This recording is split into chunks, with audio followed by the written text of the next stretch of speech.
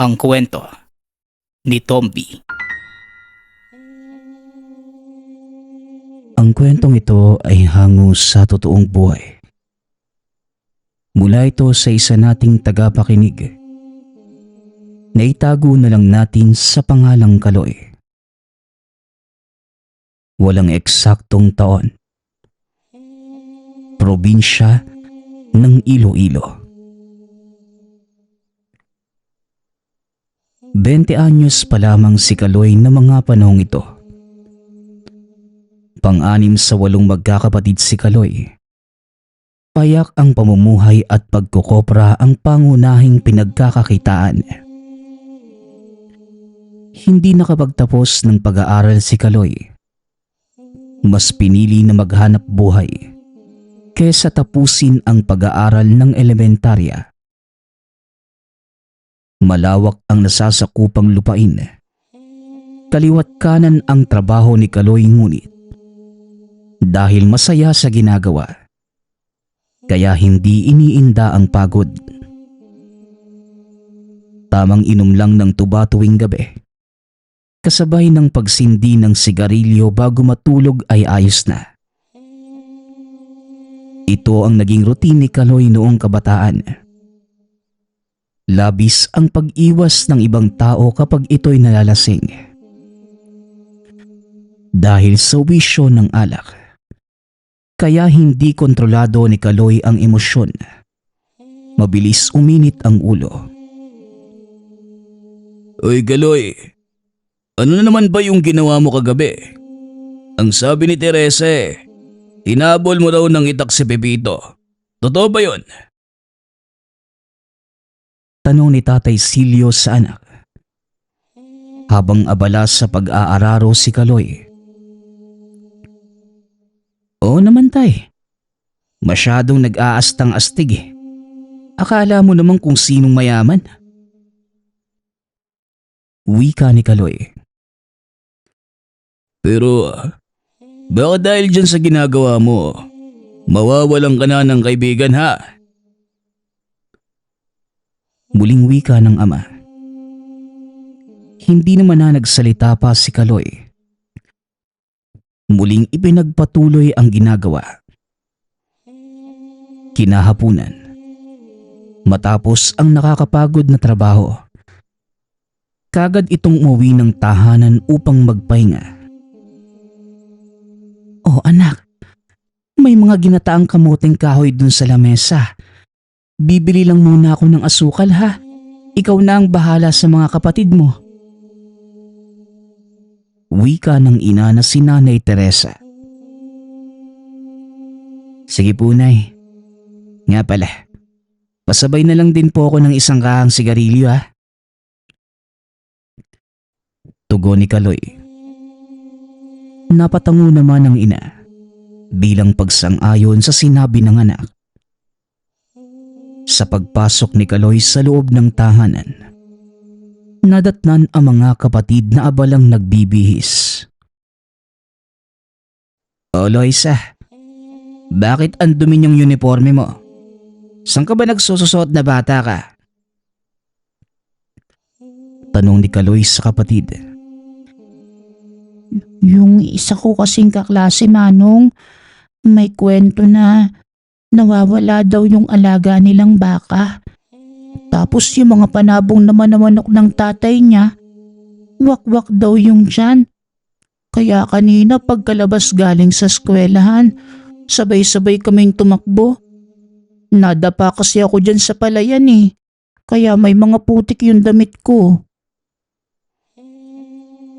Tugon ni Loisa.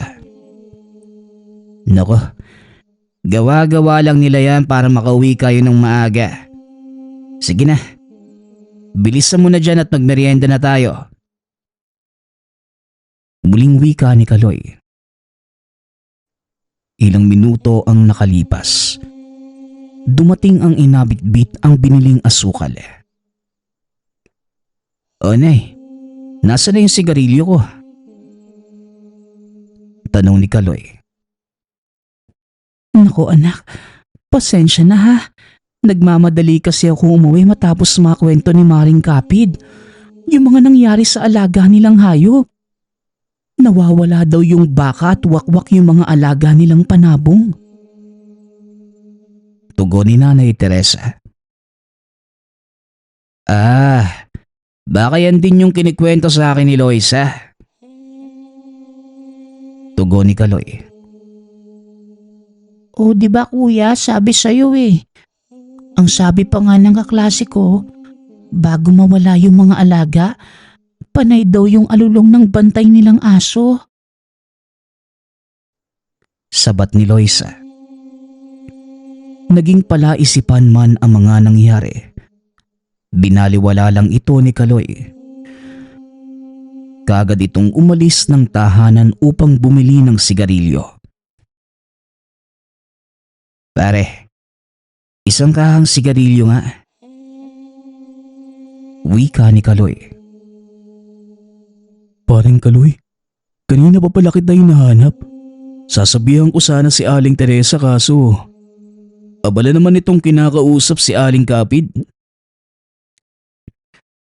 Tugon ng kaibigang si Masong. Bakit? Piyesta na ba sa kabilang barangay? Sakto. Kakatapos ko lang mag-araro sa palayan namin. Yun nga ang gusto kong itanong sa'yo. Kung wala kang pinagkakabalahan, gusto ko sanang magpararo ng palayan eh. Yung dun sa bukid, alam mo naman di ba, wala akong alam sa ganong trabaho. Kaya ikaw lang yung naisipan kong kausapin. Kasi alam kong mabilis at pulido ka magtrabaho eh.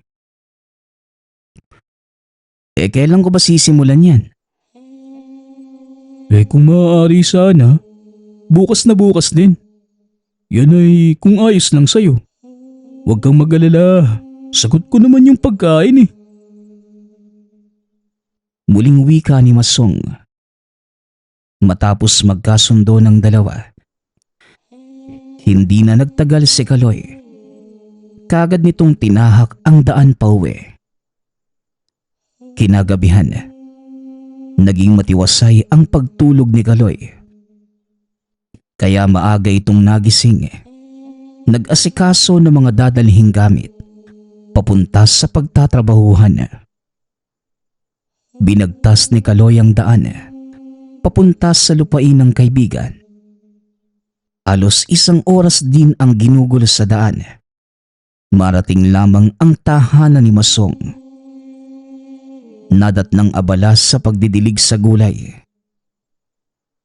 O pare, andyan ka na pala. Halika muna sa loob at mag-agahan. Pag-aya ni Masong. Hindi na pare. Salamat na lang ha. Busog pa naman ako eh. Tugon ni Kaloy.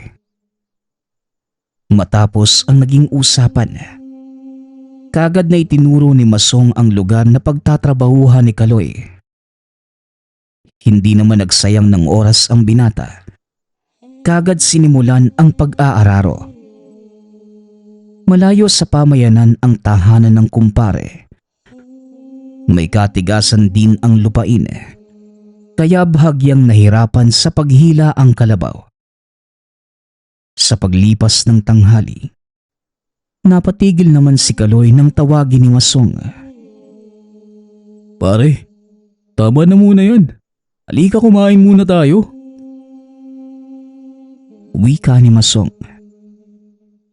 Sige pare, susunod na ako. Itatali ko lang tong kalabaw ko. Tugon ni Kaloy. Matapos marinig ang sinabi ng binata, hindi na nag-alinlangang bumalik sa tahanan si Masong. Dahil mainit ang panahon, kaya mas minabuti ni Kaloy na maghanap ng lilim na lugar kung saan pwedeng maitali ang alagang kalabaw. Sa patuloy na pagmamasid, bahagya namang natigilan matapos makita ang isang puno ng duhat. Nakatayo ito sa gilid ng palayan. Kaya kagad na hinila ang alaga, ngunit bago tuluyang makalapit, naagaw naman ang atensyon matapos makita ang kumikinang na bato. malapit sa puno. Noong una, inakala ni Kaloy na isang uri ng kulay asul na salamin ang bagay. Ngunit matapos malapitan, nanlaki ang mga mata ni Kaloy. Gayong maaaring may halaga ang batong nakita. Hindi na ito nagdalawang isip at kagad pinulot ang bato. Inilagay sa bulsa bago pumunta sa tahanan ng kaibigan. O pare, kain na. Marites, pakiabutan nga ako ng pinggan para kay paring Kaloy. Wika ni Masong. Salamat ha. Pasensya na, mukhang natatagalan ako sa pag-aararo. Medyo matigas pala yung lupa nyo dito, no? Pero susubukan kong matapos ngayong araw yung 8 kahon. Tulad na napag-usapan natin. Kung uulan sana ngayon mas mapapadali ang trabaho ko. Wika ni Kaloy. Matapos itong sambitin ng binata, hindi niya napansin ang unti-unting pagdilim ng kalangitan.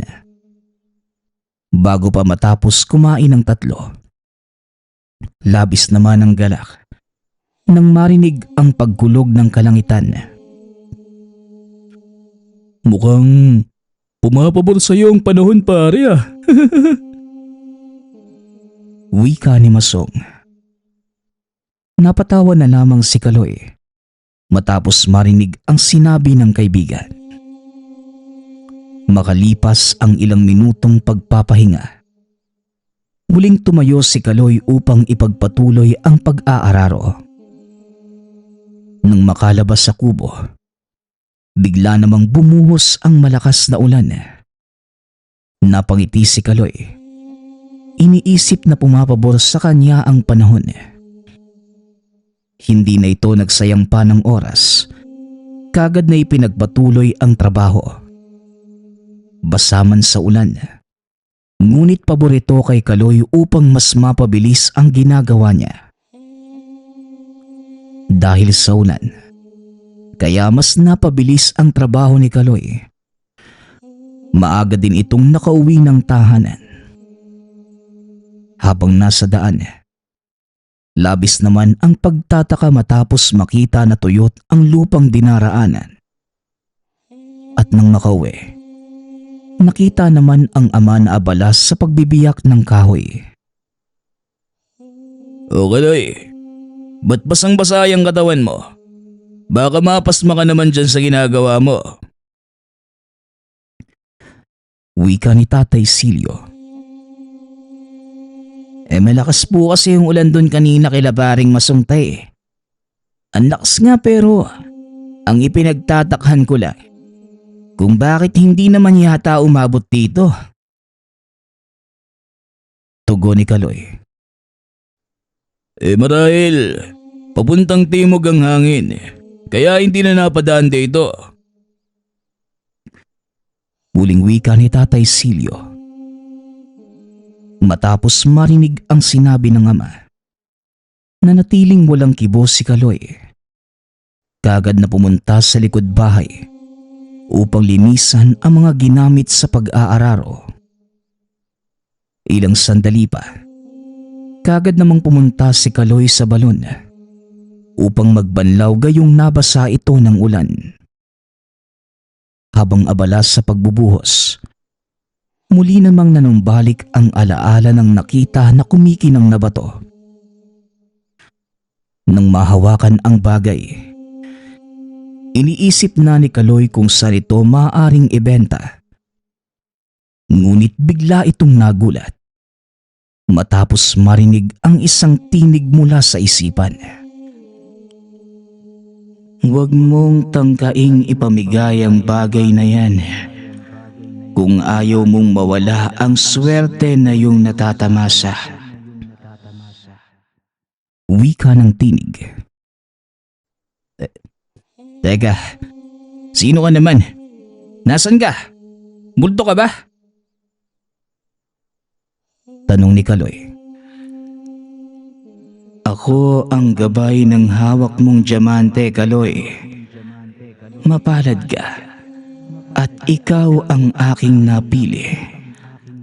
Magmula ngayon, kung ano man ang iyong hihilingin, ay aking tutuparin. Tugon ng tinig.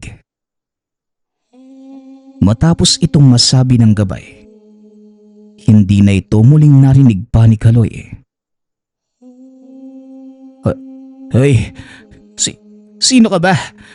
Anong gabay ba yung sinasabi mo? Tanong ni Kaloy. Kaloy, ano bang pinagsasasabi mo dyan? Wika ng ama. Ay, wala po tay. Napapatanong lang ako sa sarili ko. Tugon ni Kaloy. Bilisan mo na dyan. Hinahanap ka ng nanay mo. Muling wika ng ama. Matapos marinig ang sinabi ni Tatay Silio, nagmadali na si Kaloy na magbihis at bumalik sa tahanan.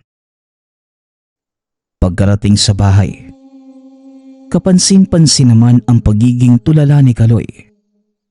Kaya bahagya itong nagulat matapos tawagin ng ina. Oh Kaloy, ano bang nangyari sa naging lakad mo ngayong araw? Parang malalim niyang iniisip mo ah. Tanong ni Nanay Teresa. Kasi nay, kanina habang nagtatrabaho ako, may nakita akong kumikinang na diamante.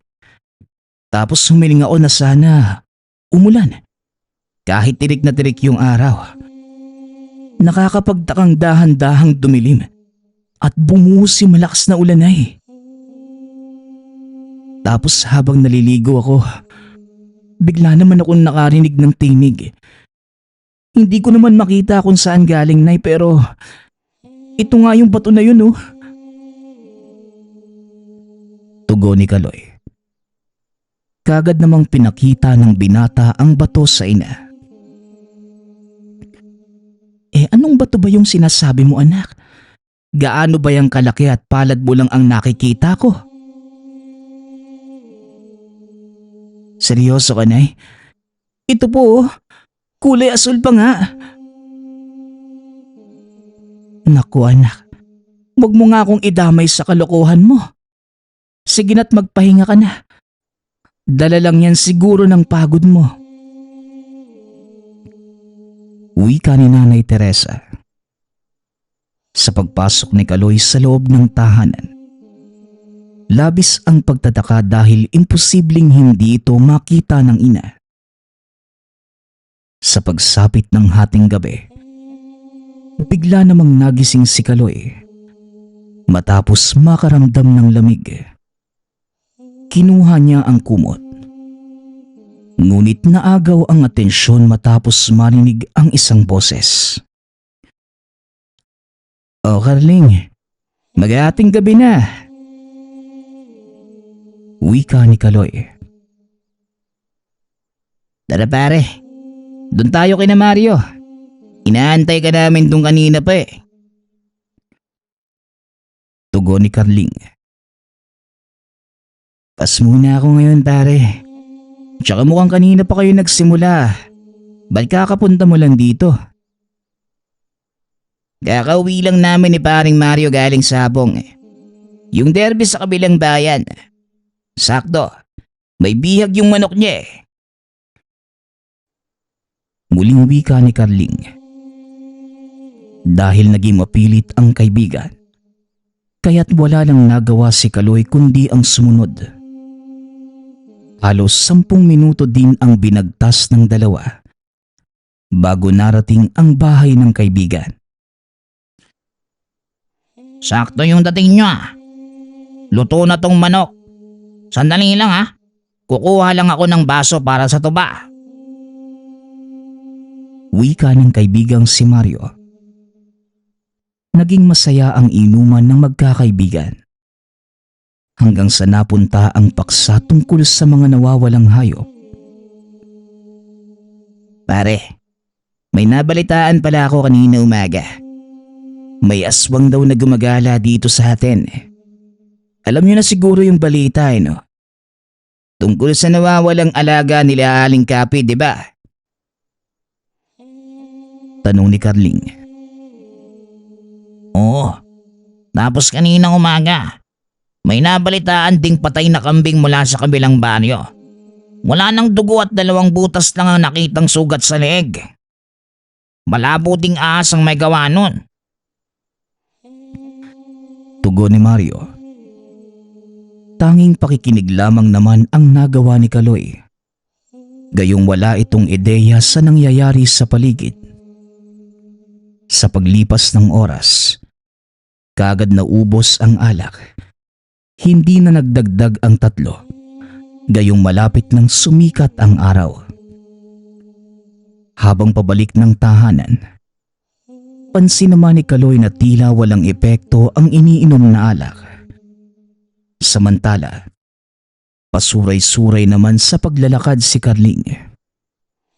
Dahil hindi naman nakakaramdam ng antok, kaya mas minabuting sinabayan ng ama na umiinom ng kape.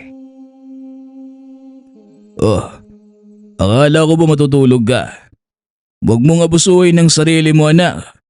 Baka sa pagtanda mo bigla ka na lang nitong sisingilin. Payo ni Tatay Silio. Ayos lang naman ako, Tay. Salamat nga pala sa paalala ha. Susunod na rin po ako sa bukid pagkatapos kong magagahan. Tugon ni Kaloy. Wala nang nagawa ang ama.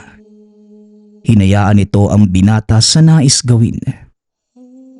Magmula nang mapa sa kamay ni Kaloy ang mutya, napansin niya ang pagiging maliksi ng pangangatawan niya. Hindi rin maiwasan na mapansin ito ng mga magulang. Kaya makalipas ang halos 2 linggo. Saktong kakatapos lang sa pagtatanim ng mais, habang nagpapahinga sa isang puno ng mangga, ang paglapit naman ng ina. O Kaloy, anak, ayos ka lang ba? Tanong ni Nanay Teresa. Oo naman po, Nay. Ayos lang ho ako. Tugon ni Kaloy. Sigurado ka ba, anak? Baka masyado mo nang inaabuso ang sarili mo, ha? Oo, maganda kapag mabilis nating natatapos ang trabaho. Pero ayaw naman naming magkasakit ka.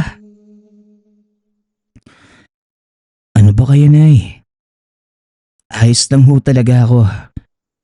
Alam niyo namang sa gantong trabaho lang ako nakakabawi sa inyo ni Tatay. Pero wag po kayong mag-alala. Alam ko naman po yung ginagawa ko. Wika ni Kaloy. Matapos namang marinig ang sinabi ng anak, napangiti na lamang si Aling Teresa. Kinagabihan, habang abala sa paninigarilyo si Kaloy, naagaw naman ang atensyon nang marinig ang pagtawag ng gabay. Ihanda mo ang iyong sarili sa mga susunod na araw. Dahil malaki ang gagampanan mong tungkulin. Wika ng gabay. Ha? Anong tungkulin ba yung sinasabi mo? Hoy, andiyan ka pa ba? Tanong ni Kaloy. Pare hoy. Sino bang inakausap mo dyan? Wika ni Carling. Ha? Wala naman. Kanina ka pa ba dyan? Ngayon lang. Ngayon lang naman. Tara na. Ilang araw ko na rin hindi namin nakakasama. Doon tayo kay Namasong. O sige, sandali lang ha. Kukuha lang ako ng flashlight. Pakisuyo na lang din ako pare ng manok dyan sa itaas. Yang kulay puti. Nang maidagdag natin sa pulutan. Pag-uusap ng magkaibigan. Napangiti naman si Carling matapos marinig ang sinabi nito. Sa pagbalik ni Kaloy, kagad na tinahak ng dalawa ang daan papunta sa bahay ni Masong. Hindi naman maiwasan na mag-usap ang dalawa. Gayong ilang araw itong hindi nagkita. Alam mo pare, napapaisip lang ako eh. Ba't hindi mo kaya subukan magnobya? Total, nasa tamang edad ka na rin. At kayang-kaya mo ng buhayin ng iyong magiging pamilya. Wika ni Carling. Di naman ako nagmamadali pare. Siguro, pag nakita ko nang hindi na ako kailangan ng mga magulang ko, tsaka ako bubuo ng sarili kong pamilya. Kung makakita lang ako ng kayamanan na ibibigay sa kanila eh. Baka ngayong paparating pa lang na piyesta, maghanap na ako ng makakausap. Tugon ni Kaloy. Ayaw nga pala, mukhang hindi mo na kailangan hintayin ng piyesta. Balita ko nandyan yung pinsan ng asawa ni Masong eh. Kaya mo siguro pinuntahan ako sa bahay ano? Pag-uusap ng dalawa. Napangiti lang si Carling matapos marinig ang sinabi ng kaibigan. Nang marating naman ang bahay ni Masong, nadatna ng dalawa na abala itong nakikipagtagay kay Mario. Ito na pala yung dalawa eh. Ang tagal nyo naman. Paubos na tong isang galon no? Wika ni Mario. Huwag kang mag-alala pare. May dala naman kami. Tugon ni Carling. Napatawa lang naman ang apat matapos marinig ang sinabi ni Carling. Kaagad namang umupo ang dalawa upang pagsaluhan ng alak. Makalipas ang ilang minuto, tinawag naman ni Masong ang asawa upang ipaluto ang dalang manok ng dalawa. Ilalaga ko lang ba ito? Tanong ni Marites. Oo Marites. Ay nga pala, nasan si Lilia? Meron sana akong ipapakilala eh. Tugon ni Masong. Naroon sa kwarto. At ito na pala eh. Magandang gabi ho. Ba't parang narinig kong hinhanap ako ni Manong Masong? Lilia. Nga pala kumpare ko si Kaloy. Babait yan at masipag. Ano pa hinihintay mo? Kamayan mo na. Hindi naman mapapanis yan eh. Pabulong na wika ni Carling sa kaibigan. Kaloy nga pala. Taga dyan lang din ako sa Hapatag oh. Pagpapakilala ni Kaloy. Ikinagagala kitang makilala, Kaloy. Tugon ni Lilia. Napangiti lang naman ang dalawa matapos magsalita ang dalaga. Si Kaloy lang ay papakilala ko sa'yo. Itong dalawa may sabit na to eh. Kaya wag mo nang kausapin ha. Biro ni Masong. Napatawa lang naman ang mga ito matapos marinig ang sinabi nito. Makalipas ang ilang oras, nagpa siya na umalis ang tatlo matapos makita na ubos na ang iinumin. Pasuray-suray at halos masubsob ang tatlo. Ngunit nanatiling normal lamang kay Kaloy ang lahat. Hindi din bago ang ganitong kaganapan sa binata. Gayong alam ang kadahilanan kung bakit hindi tumatalab ang inumin sa katawan niya. Dahil sa sobrang kalasingan ni Carling, kaya mas minabuting inihatid ito ni Kaloy. Alaman sa sarili na makakaya nitong umuwi. Ngunit may kung anong nagsasabi na kailangan niya itong ihatid. Hindi naman naging mahirap na tahakin ang daan dahil sa flashlight na dala. Ngunit sa hindi inaasahan, bago makatawid sa makitid na tulay, bahagya namang natigilan ang dalawa matapos mamatay ang flashlight. Pambihira naman oo. Ngayon pa talaga naubos ang baterya nito. Wika ni Kaloy. Sige na pare, kaya ko na to. Kahit hanggang dito mo lang ako iatid. Para ka namang bago sa akin eh. Tugon ni Carling habang pasubsob-subsob ang mukha sa lupa. Sasagot pa sana si Kaloy. Ngunit kagad siyang natigilan matapos makita ang isang nilalang na abalang kumakain ng buhay na kambing. Mabilis na hinawakan ni Kaloy ang kaibigan. Itinuro ang kinaroroonan ng nilalang. Ngunit dahil sa sobrang kalasingan niya, kaya nahirapan itong makita. Alin ba dyan yung tinuturo mo pare? Wala naman eh. Lasing ka lang siguro. Wika ni Carling. Ngunit biglang nawala ang kalasingan ni Carling nang biglang lumabas sa kaulapan ang bilog na buwan. Kitang-kita nito kung paanong lantakan ng nilalang ang buhay na hayop. Bigla ding umalingasaw ang mapanghing amoy. Matapos mapaihi sa salawal si Carling. Ilang sandali pa, dahan-dahang lumingon ang nilalang sa kinaroroonan ng dalawa. Kita rin ng mga ito ang malademonyong mukha ng nilalang. Nanlilisik ang mapupulan nitong mga mata. Hubot-hubad at lawlaw na ang balat. Masasabing sobrang tanda na nito. Nakatayo ang lahat ng buhok at patuloy lamang sa pagtulo ang dugo. Dahil sa takot na naramdaman niya, kaya't biglang nanigas ang buong katawan ni Carling. Pare, ibigay mo muna sa akin yung dala mong balisong. Dalian mo. Wika ni Kaloy. Nanginginig itong iniabot ng kaibigan hanggang sa ibinaling ng nilalang ang tensyon sa dalawa.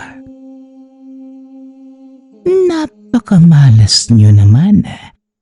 At nagawa nyo pa akong makita sa mga oras na ito. Sino ba ang gusto nyong mauna? Ikaw na lang. Total mapanghinay ang kasama mo. Ikaw pala ang tirador ng mga alagang hayop dito sa lugar namin.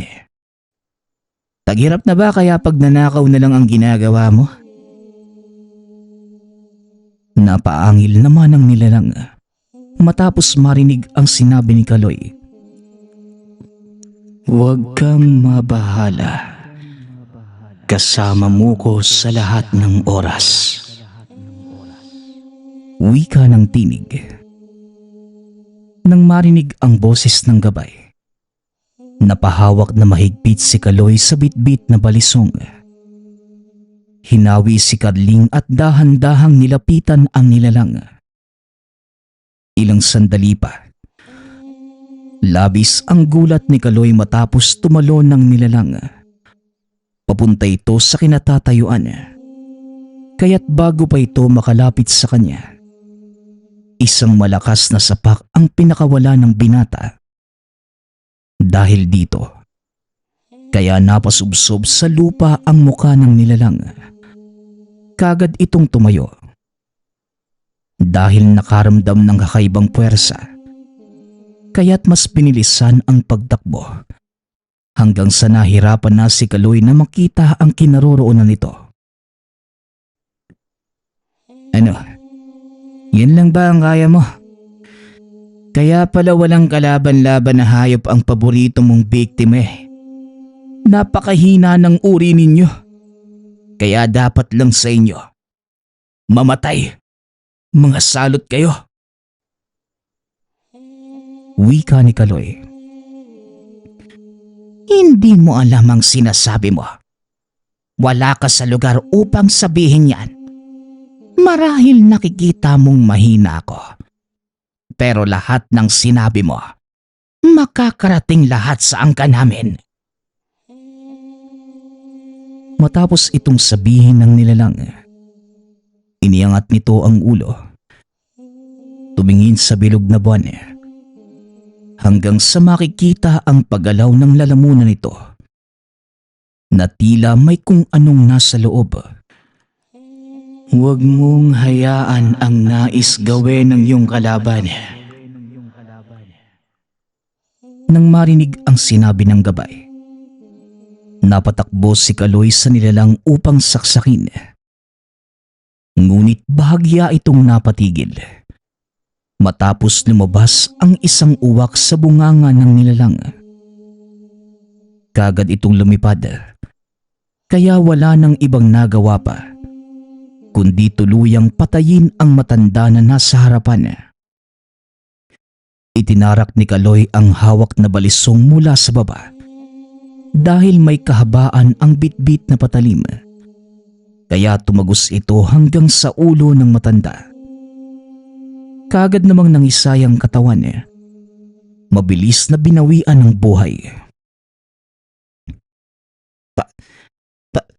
Patay na ba yan, pare? Siguro mas mainam kung sunugin na lang natin ang bangkay para hindi na kumalat ang balita tungkol sa nangyari ngayong gabi. Baka bigla tayong balikan ng mga kasama nito Wika ni Kaloy. Napatango na lamang si Carling habang nananatiling nanginginig sa takot. Kinaumagahan naging bali-balita ang pagkamatay ng iilang alagang hayop ni Carling. Ngunit mas minabuting itago ang tungkol sa aswang na napatay ni Kaloy. Sa kasalukuyang araw, habang tahimik na naninigarilyo sa puno ng mangga, naagaw ang atensyon ng binata matapos magpakita ang gabay sa harapan. Isa itong makisig na lalaki. May mahabang buhok, pahaba ang tenga at may mapupungay na mga mata. Mahaba rin ang kasuotan nito, habang may kung anong uri ng baging na nakapaikot sa ulo. Kung titignan, isa itong mataas na uri ng engkanto. Kaloy, huwag kang magpakampante.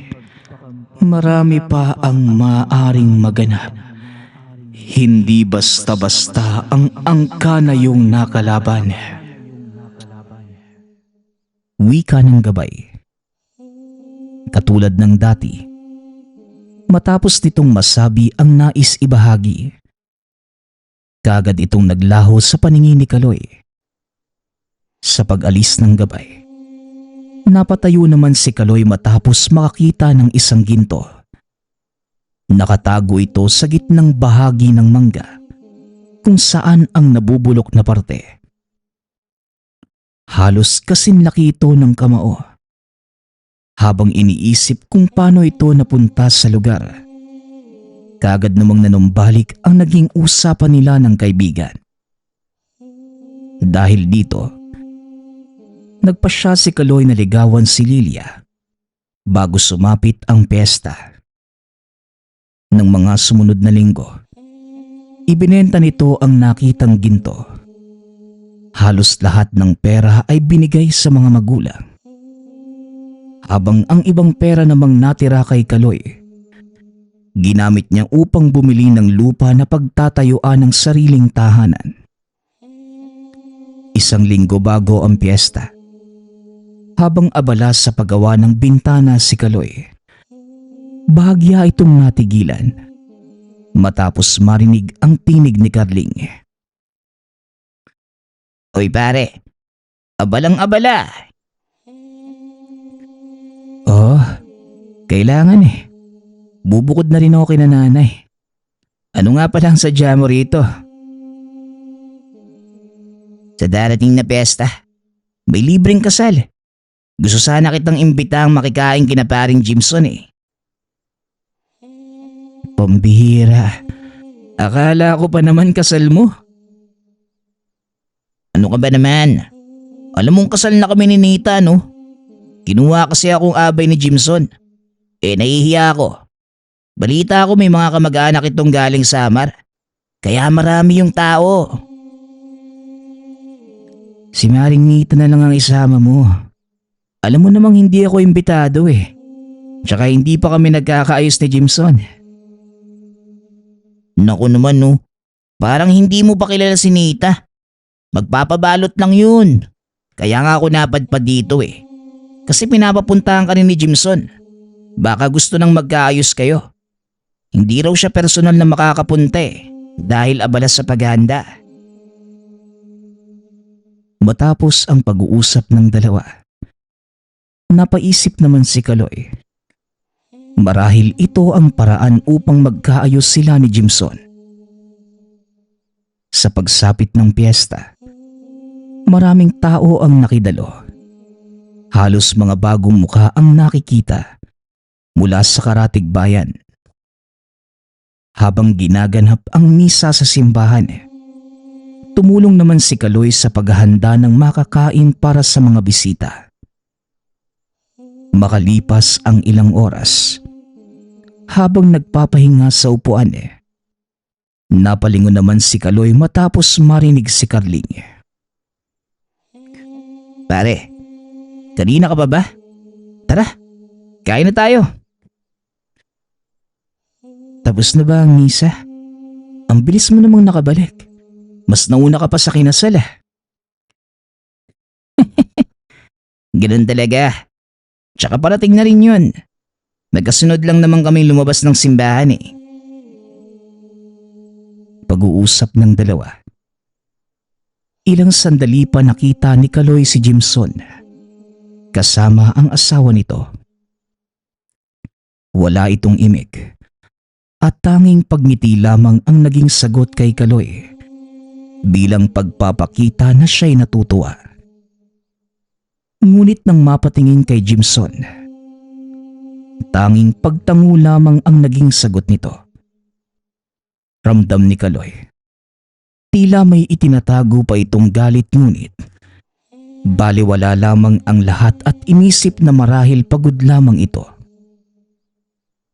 Makalipas ang ilang oras, matapos kumain, nagpa siyang umalis si Kaloy, ngunit kagad itong pinigilan ni Carling. Teka lang pare, mamaya na tayo umuwi. Nag-usap kami ni paring Jimson na mag-aantay tayo hanggang mamaya. May mga nakahandang inumin dyan sa loob. Sabay na tayo umuwi.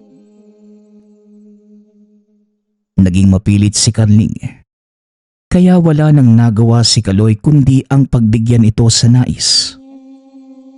Pagsapit ng hapon, makikita ang 5 kalalakihan na abalang inihahanda ang isang lamesa. Hindi ito pamilyar sa dalawa dahil mga kamag-anak ito ng asawa ni Jimson. Tara pare, doon tayo sa kabila. Mukhang magsisimula na silang uminom eh. Sige pare, mauna ka na lang muna. Iihi lang ako saglit. Napatango naman si Carling bilang pagsang-ayon sa sinabi ng kaibigan. Kagad pumunta si Kaloy sa likurang bahagi ng tahanan. Ilang sandali pa, matapos makita ang malaking puno ng mangga, hindi na nag-alangang puntahan ito. Habang abala sa ginagawa si Kaloy, nakuha naman ng atensyon matapos marinig ang 2 lalaki na nag-uusap. Yung nakamulo, yun si Kaloy. Yun yung may malaking atraso sa akin. O sige, ako na ang bahala. Sumunod ka na lang sa mesa nang hindi makahalata. Matapos ang pag-uusap ng dalawa, kagad bumalik ng kusina si Jimson. Samantalang ang kapatid ng asawa nito'y pumunta sa mesa. kung saan kasalukuyang nakikipag-inuman si Carling sa bagong kakilala. Huwag kang mag-alala. Uminom ka at magpakasaya. Mababang uri ng manlalason yang mga kaharap mo. Wika ng gabay. Matapos marinig ang sinabi nito, walang pag-aalinlangan na pumunta si Kaloy sa kinaroroonan ng kaibigan. Nadatnang abala ito sa pakikipag-usap. Paring Kaloy, dito ka na maupo. Ito nga pala si Temyong, Rico, Mulo, Brando at Bobby. Si Kaloy nga pala, kaibigan namin ni paring Jimson. Napangiti lamang si Kaloy matapos mapakilala ng kaibigan. Wala namang kakaiba sa mga ito, maliban kay Bobby na kanina'y kausap ni Jimson. Kalmahan mo lang, Kaloy. Makisama ka lang na tila wala kang nalalaman. Wika ng gabay sa isipan.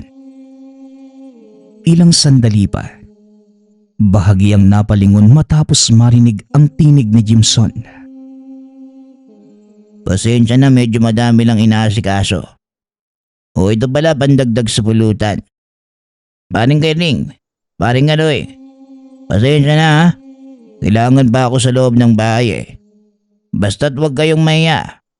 Kung madadagdag pa kayo ng pulutan at inumin, kumuha lang kayo sa loob. Doon sa kahon malapit sa pinto. Wika ni Jimson. Ano ka ba naman pare? Huwag mo kaming intindihin. Basta masaya kami dahil hindi mo kami nakalimutang imbitahin. Lalo na ako at kinuha mo pa akong abay. Aba syempre naman eh. Tayo-tayo lang ang nandito eh. Sige. Susunod na lang ako mamaya kapag wala na ang iba namin mga bisita. Muling wika ni Jimson. Matapos itong magsalita, kagad din itong bumalik sa loob ng tahanan. Naging abala sa pag-inom ang bawat isa. Si Bobby din ang tanggero. Kahit alam ni Kaloy na may plano itong hindi maganda, hinayaan lang ito alinsunod sa utos ng gabay. Kapansin-pansin din ang pag-uusal ni Bobby. Tila abnormal na kausap ang hangin. Dahil magkatabi sa unahan, napabulong naman si Kaloy sa kaibigan upang ipagbigay alam ang ginagawa ni Bobby. Wala naman akong nakikita pare. Kanina pa namang nakatawa yan kapag kinakausap. Baka lasing ka na. Pabulong na tugon ng kaibigan. Pagsapit ng hating gabi, patuloy lang sa pag-inom. Lasing na lasing nga si Carling at halos 3 beses na itong umalis upang magsuka. Ngunit kapansin-pansin ang kinikilos ni Bobby. Tila hindi ito nalalasing. Habang nagkukunwaring lasing naman si Kaloy, papikit-pikit pa ang mga mata upang mas mapaniwala ang lahat. Habang pasuray-suray si Kaloy, kitang-kita naman ang pagtulo ng laway ni Bobby papunta sa basong ginagamit. Ipinasa ito kay Kaloy matapos salinan ng alak. Ngunit hindi kayang inumin ang alak na nasa baso. Kaya kagad nagpaalam si Kaloy na mauuna nang umuwi. Huling tagay mo na ito pare. Pagbigyan mo na kami. Wika ni Bobby. Pasensya na, pero hindi ko na talaga kayang uminom eh. Tugon ni Kaloy. Ngunit naging mapilit si Bobby hanggang sa muling nagsalita ang binata. O sige, pero pas muna ako sa basong yan. Masusuka na kasi ako eh. Wika ni Kaloy. Kaya't napakunot ang noo ni Bobby. matapos marinig ang mga binanggit ng kainuman. Huwag ka namang bastos pare. Nakikisama kami ng ayos sa inyo. Huwag mo akong pangunahan dahil hindi mo magugustuhan kapag ako ang tatapos. Tugon ni Kaloy. Bubunot na sana ng kutsilyo si Bobby, ngunit kagad itong pinigilan ni Jimson. Respeto naman Kaloy. Hanggang dito pa naman, dadalhin mo yung pagkabarumbado mo. Hindi ka na nahiya. Inimbitahan kayo ng maayos tas ganyan pa igaganti mo. Wika ni Jimson. Hindi naman na nagsalita pa si Kaloy. Mas minabuting manahimik at nilisan ang lugar. Dahil sa mga nangyari, kaya't natigil ang inuman. Kahit sobrang lasing, mas piniling sumunod ni Carling kay Kaloy. Ano ba kasi yung nangyari pare? Tanong ni Carling habang pasuray-suray sa daan. Isang manlalason ng kainuman natin. Hindi kita pipilitin kung ayaw mong maniwala pero kitang-kita ko ang paglalagay nito ng kung anong bagay sa loob ng baso. Nako, lasing ka lang yata pare. Mas mabuting umuwi na tayo para matulog. Wika ni Carling. Habang nasa daan, papatawid ng ilog ang dalawa. Ang pag-alinsangan ng paligid. Humanda ka, Kaloy. Nasa malapit na ang panganib. Dahil sa sinabi ng gabay, kaya inihanda ang sarili sa maaaring mangyari. Pare, pairam nga ulit ako ng balisong mo. Ha? Ano ka ba naman pare? Huwag mong sabihin. Kaloy, sa tingin mo ba ganun lang kadali ang ginawa mong pambabastos? Ngayon nating susubukan ang tapang mo. Sa tingin mo ba, matapang ka na sa lagay na yan? Manlalason. Tugon ni Kaloy. Napaangil naman si Bobby matapos marinig ang sinabi ni Kaloy. Carling, mas mainam kung umalis ka na. Ramdam kong hindi lang bastang manlalason tong kaharap natin. Mabilis namang nilisa ni Carling ang lugar matapos maibigay ang patalim sa kaibigan. Nanatiling nakiramdam sa bawat isa. Nag-antay kung sino ang unang aatake. Ano bang problema mo? Hindi ba halatang nakikipag-ayos na ako kay Jimson? Sa lahi namin, hindi pwede ang ginawa mo. Ngayong kabilang na si Jimson sa amin, hindi ko hahayaan ang kalapastangan ng ginawa mo sa kanya. Wala na rin ako magagawa kung ganyan ang nasa isipan mo. Matapos marinig ang sinabi ni Kaloy, biglang tumuwad si Bobby. Nilapat ang labi sa lupa habang mabilis na nagsasambit ng mga kataga. Nanatiling nakatitig si Kaloy. Naging alisto sa kung anuman ang susunod na hakbang na gagawin ni Bobby. Ilang sandali pa, nagubad ito ng damit kaya't kitang-kita ni Kaloy ang mga letrang nakatatak sa buong katawan niya. Hindi siya pamilyar sa mga nakasulat. Ngunit kumikinang ito sa tuwing nasisinaga ng buwan. Nang makatayo si Bobby, kagad namang sumugod si Kaloy bitbit ang patalim. Sa pag-amba ng saksak, mabilis na nakaiwas si Bobby at nagkataong sapakin si Kaloy. Sa lakas nito, napasubsob ang muka sa nakaimbak na dayami. Iyan lang ba ang kaya mo? Ngayon mo ipakita kung ano ba talaga ang kaya mong gawin. Nang makatayo, ibinaba ni Kaloy ang hawak na patalim at nagpa siyang makipaglaban gamit ang kamao.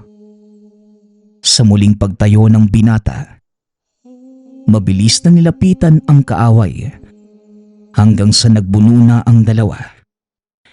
Nahirapan naman si Kaloy sa kalabang gayong dumudulas ang kamao sa tuwing tatama ito sa katawan ni Bobby.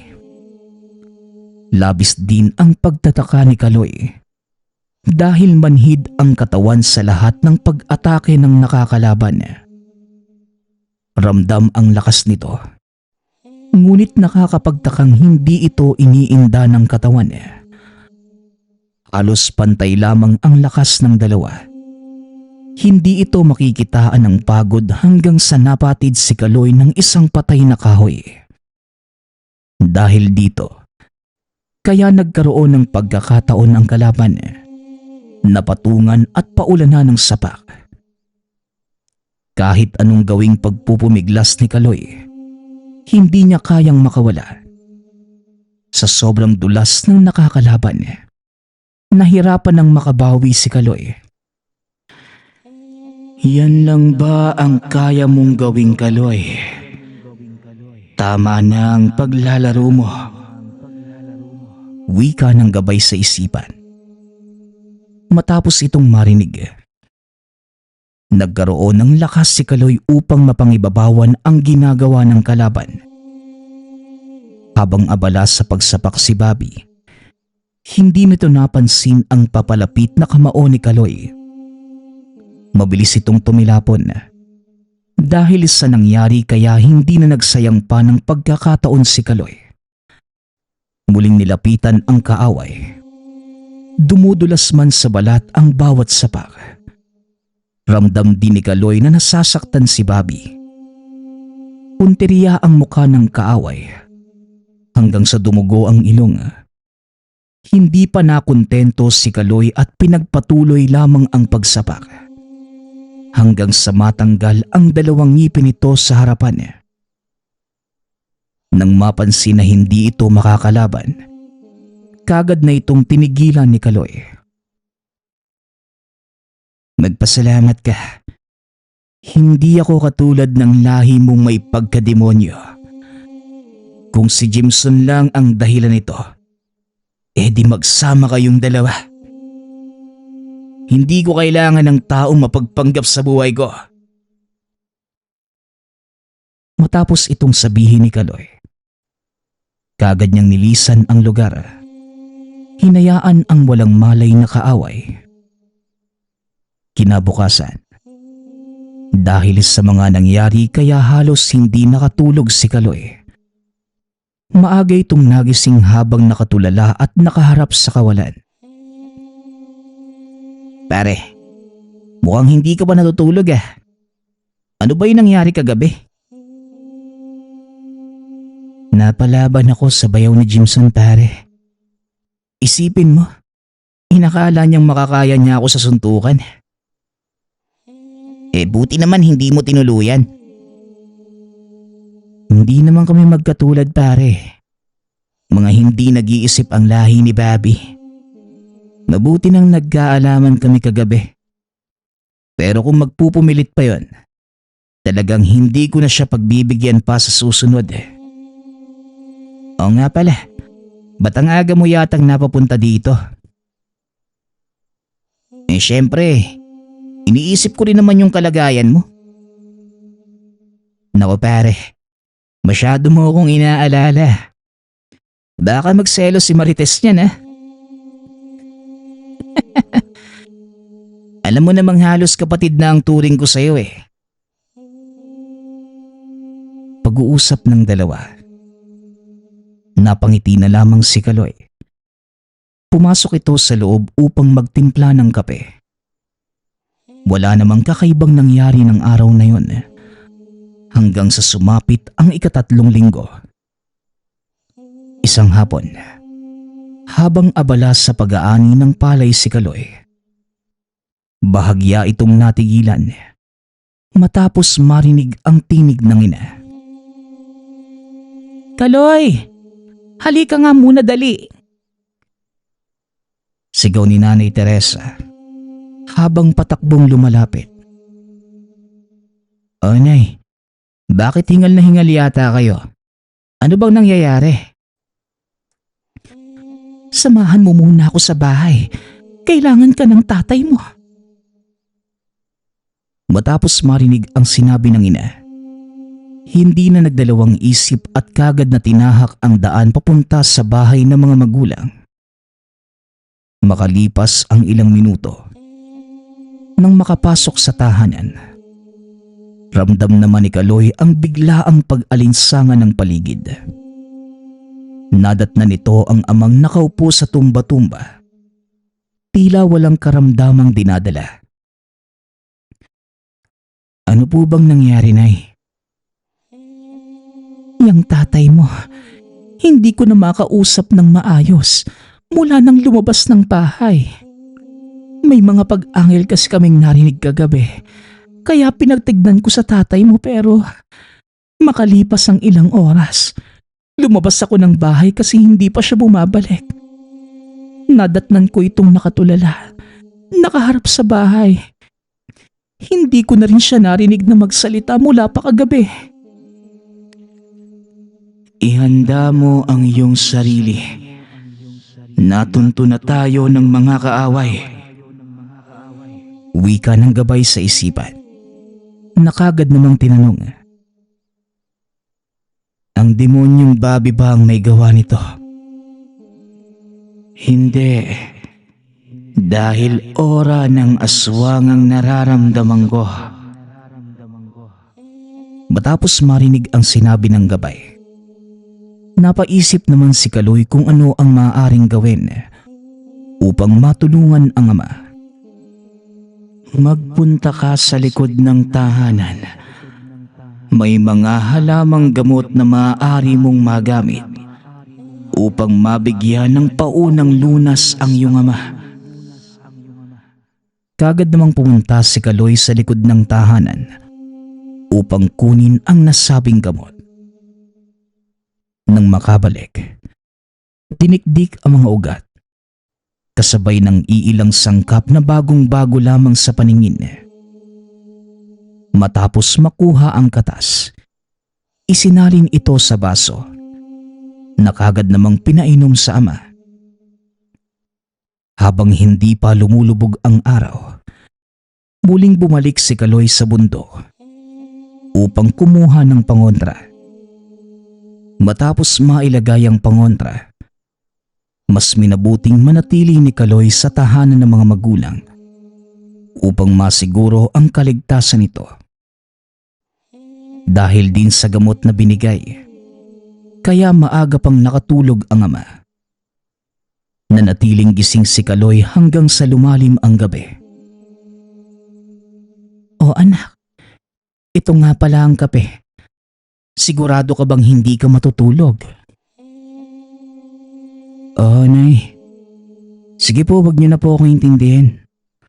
Samahan niyo na si tatay sa silid. Matapos marinig ang sinabi ng anak, kagad na pumasok ang ina upang makapagpahinga. Ilang minuto pa ang lumipas. Habang tulala sa kawalan, napabalikwas naman si Kaloy nang marinig ang tinig ng gabay. Tama na yang kakaisip mo kay Lilia. Maghanda ka. Nasa malapit na ang hinihintay nating panauhin. Wika ng gabay. Kaya't kagad hinawakan ni Kaloy ang itak. Sa pagmamatsyag, bigla namang naagaw ang atensyon nang maramdaman ang pagdagundong ng lupa. Hindi nagdalawang isip at kagad na lumabas upang makita ang nagaganap. Dahil sa liwanag ng buwan, kaya kitang-kita ni Kaloy ang isang malaking kalabaw. Patakbo-takbo ito paikot ng tahanan. Natigilan naman ang nilalang nang makita si Kaloy na nakatitig sa harapan ng tahanan. Kung iisipin, tila normal lamang itong hayop. Ngunit kapansin-pansin ang mapupula nitong mga mata. Naglalaway na tila aso. Matalim din ang nakausli nitong mga ngipin. Ilang sandali pa, dahan-dahang nag-iba ang wangis ng nilalang. Bigla itong naging tao. Makisig ang pangangatawan. Mahaba ang buhok. Wala itong saplot at may masangsang na amoy. Ramdam kong ikaw ang hinahanap kong tao. Naaalala mo ba ang matandang sinunog mo? Ngayon, ipapakita ko sa iyo kung sino ang walang kwenta. Wala namang naging sagot si Kaloy. Dahil batid na malakas ang aura ng kaharap. Huwag kang matakot. Kasama mo ako sa lahat ng laban mo. Wika ng gabay sa isipan. Dahil dito, kaya nagkaroon ng lakas ng loob upang harapin ng nilalang. Ilang sandali pa muling yumuko ang lalaki. Habang rinig ni Kaloy ang hindi maintindihang salita na sinasambit nito. Sa ilang saglit lang, bumalik ito sa anyo ng kalabaw. Sinuwag ang bakod ng tahanan. Habang sumusugod ang nilalang, ramdam naman ni Kaloy ang pagyanig ng lupa dahil sa laki ng kalabaw. Sa paglapit nito, ang pag-iwas din ni Kaloy sa malaki nitong sungay. Ngunit sa laki ng nilalang, nakakapagtakang mabilis ito kung kumilos. Tila napakagaan lamang ng pangangatawan. Dahil hindi naging handa sa kayang gawin ng kalaban. Kaya't hindi napansin ang pagtusok ng sungay sa tagiliran. Sa lakas nito, iniisip ni Kaloy na marahil ito na ang katapusan ng buhay.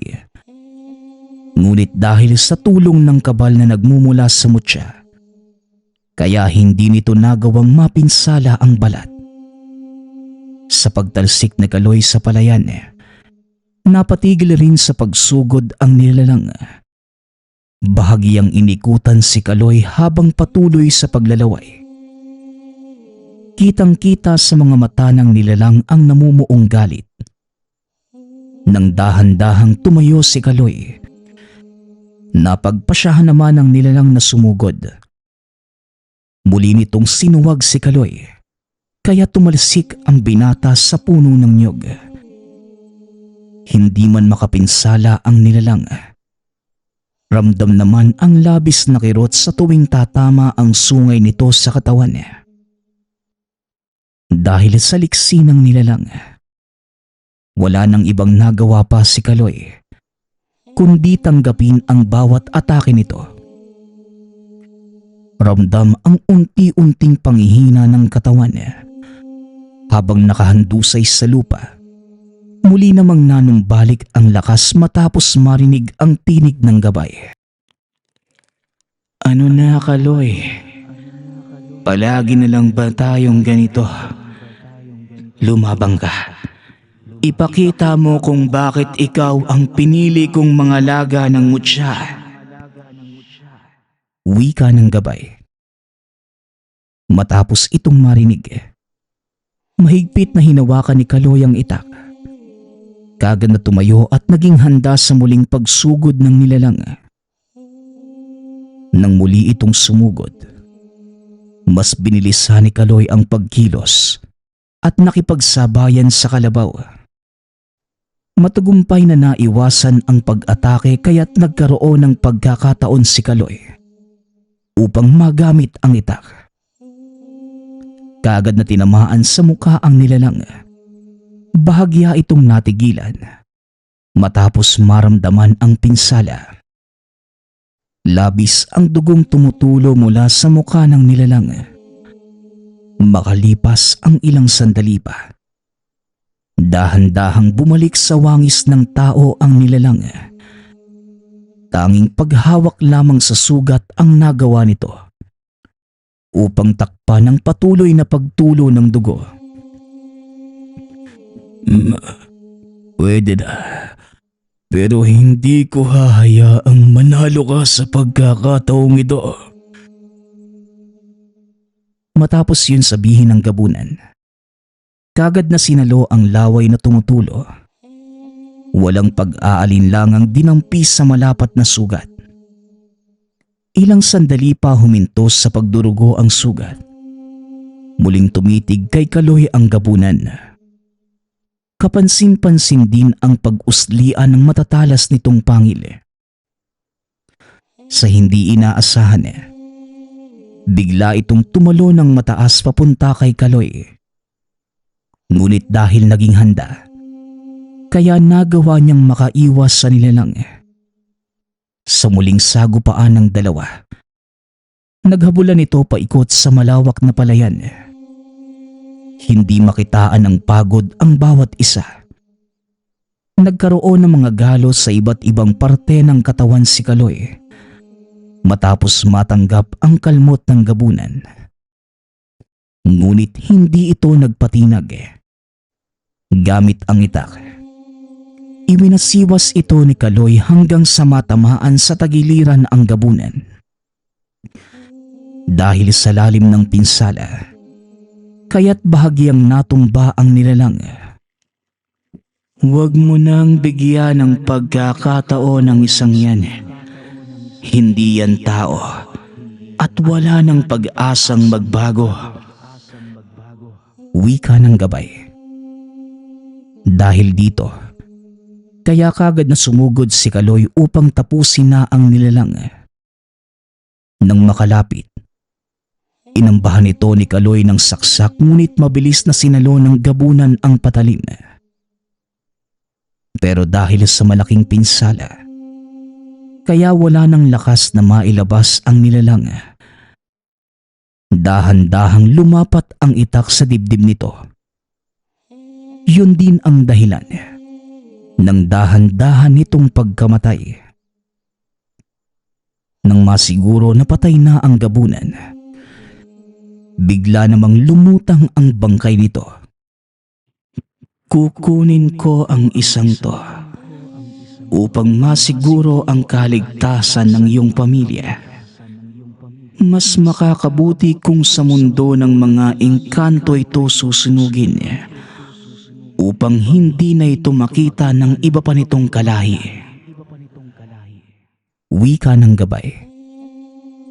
Matapos yun, mabilis din itong naglaho sa paningin, kasabay ng paglamon ng lupa sa katawan ng gabunan. Kinaumagahan, bumalik na sa katinuan ng ama. Wala din itong ideya sa mga nangyari.